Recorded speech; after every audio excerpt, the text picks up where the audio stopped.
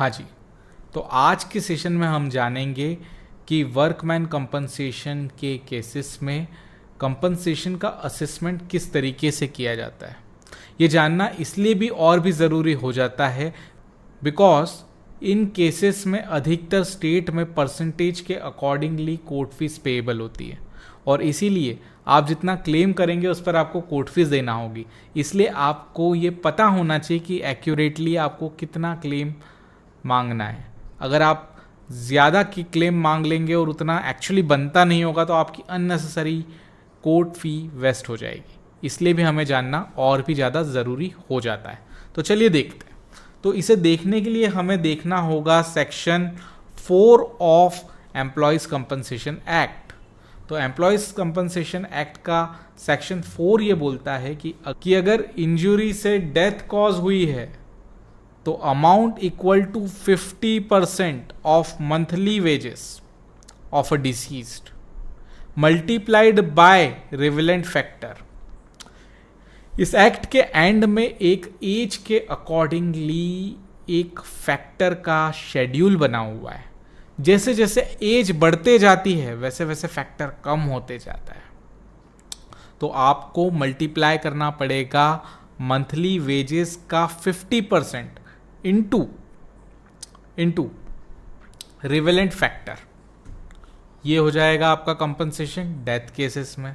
अब इसके ऊपर एड ऑन क्या क्या होगा, इसमें फ्यूनरल एक्सपेंस एड ऑन हो जाएंगे, इसमें मेडिकल एक्सपेंस अगर कोई हुआ हो तो वो एड ऑन हो जाएगा, अगर ट्रांसपोर्ट हुआ है वो एड ऑन हो जाएगा, कंसोर्टियम ये एड ऑन हो जाएगा। ये 4 चीजें इसमें एड ऑन होगी। ओके, उसी प्रकार से अगर ऐसा केस है जिसमें परमानेंट डिसेबलमेंट कॉज हुआ है तो क्योंकि इंसान जीवित है और उसे पूरी जिंदगी भर इस गम को झेलना होगा कि उसे परमानेंट डिसेबलमेंट कॉज हुआ है, इसलिए आप देखेंगे कि डेथ केस में 50% लेते हैं मंथली वेजेस का, जबकि इंजरी केस में लेते हैं 60% of monthly wages into multiply by factor जो दे रखा है। अब हर केस 100% परमानेंट डिसेबलमेंट का तो होगा नहीं, तो उस कंडीशन में जितने परसेंट पीडी कॉज हुई है उस अकॉर्डिंगली आपको लेना होगा परमानेंट डिसेबलमेंट का परसेंटेज, मतलब 60% of so and so income into relevant factor into permanent disablement का परसेंटेज। ये सारी चीज़ों को आपको मल्टीप्लाई करना पड़ेगा। ओके, इसके अलावा एड ऑन हो जाएंगे मेडिकल, ट्रांसपोर्ट, ये सारे एक्सपेंसेस जो है वो आपके एड ऑन हो सकते हैं, है ना। इसके अलावा बहुत से केसेस में ये हो सकता है कि आपका परमानेंट डिसेबलमेंट हो 80% का। जैसे हमारे पास एक एमपी फ्लाइंग क्लब का केस था, उसमें परमानेंट डिसेबलमेंट, एक फ्लाइट क्रैश हुई थी इंदौर में एमपी फ्लाइंग क्लब की, उसमें जो एक पायलट की डेथ कॉज हुई और एक जो है वो 80% परमानेंट डिसेबल हो गया। तो जो 80% परमानेंट डिसेबलमेंट हुए हैं, तो जो 80% परमानेंट डिसेबल हुए हैं, भले ही उनका डिसेबलमेंट 80% है लेकिन loss of income that was 100%। तो इन दैट केस आपको जो मल्टीप्लाई जो परसेंटेज लेना पड़ेगा वो 100% से लेना पड़ेगा। ये इसके कुछ केस लॉज है, केस लॉज वाले सेक्शन में हम आगे और डिस्कस करेंगे इसे डिटेल में। और ये पीडी कैलकुलेट करने के लिए भी एक शेड्यूल बना हुआ है, एक पीडी कैलकुलेट करने के लिए भी शेड्यूल बना हुआ है, हम उसे भी खोल लेते हैं। एक सेकंड रुकिए, अभी हम खोल लेते हैं, आपको और क्लियर समझ में आएगा। ये देखिए, और इंजरी कई बार ऐसा होता है कि आँख चली गई मान लो एम्प्लॉयमेंट में, या कोई बीमारी हो गई, तो उन बीमारियों की भी लिस्ट बताइए और उससे कितना पीडी कॉज होगा उसकी भी डेफिनेशन बता रखी है।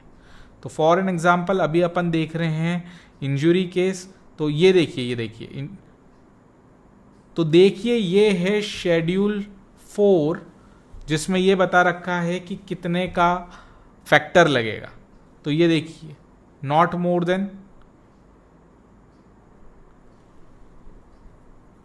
ये नॉट मोर देन मतलब ये factor, not more than this factor, है ना।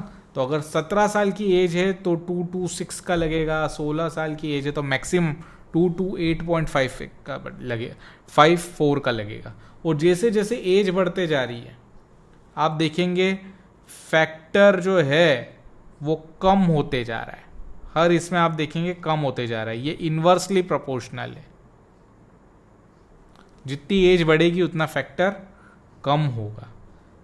ओके, तो ये अभी हमने देखा फैक्टर। इसी तरीके से मैं आपको ये भी दिखा देता हूँ, ये बीमारियों के नाम हैं और उसके हिसाब से भी कंपनसेशन कैसे असिस्ट होगा वो भी बताया गया है। अगर कोई बीमारी हो जाती है काम कार्य के दौरान उसके लिए, वैसे ही इसके अंदर एक इम्प्यूजमेंट का भी बना हुआ है कि अगर हाथ कट जाए, अगर उंगली कट जाए, अगर पैर कट जाए तो कंपनसेशन किस तरीके से मिलेगा उसका भी ये चार्ट बना हुआ है।